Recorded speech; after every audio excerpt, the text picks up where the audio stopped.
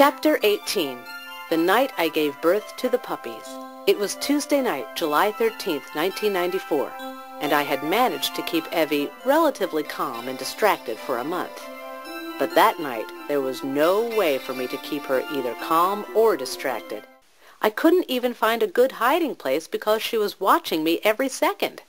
Even though she was following me, she was nervous and I wasn't, so I was able to examine my possibilities.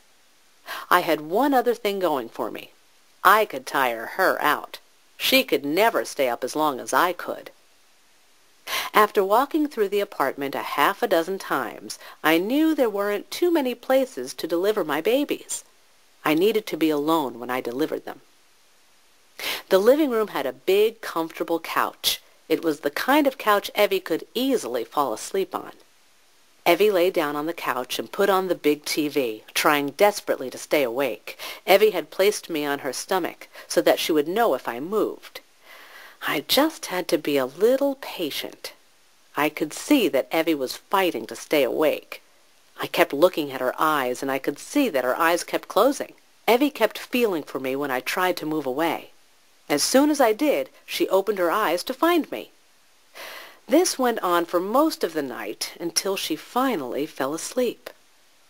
Once she was sleeping, I had plenty of time to find a spot to deliver my puppies. I must have walked around for an hour looking for a perfect place. By the morning, I had found the perfect place. I also knew that my puppies were coming.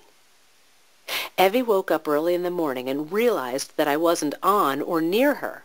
She panicked and started to call my name. I could hear her calling me. I knew she wouldn't find me, and I also knew that I had picked a good spot. Evie was now racing through the two rooms, throwing things around. She couldn't believe that she couldn't find me.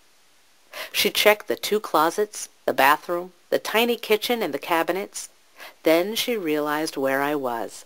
Just about the time she realized where I was about to deliver. Evie worked fast. I had been hiding under the king-size bed. The king-size bed in the bedroom was actually two twin hospital beds. The hospital beds had wires underneath them, and I had found a spot between the wires. Evie threw off the bedspread, then the pillows, then the sheets. She then moved the beds apart very carefully. As soon as she moved the beds, she saw me. As she picked me up, my first puppy was about to come out of me. Evie held the first puppy in her hand while she moved me to a nice, comfortable box lined with a nice blanket. I looked at Evie's face as she caught the first puppy. I wasn't the only mother that night. Evie was a proud mother, too.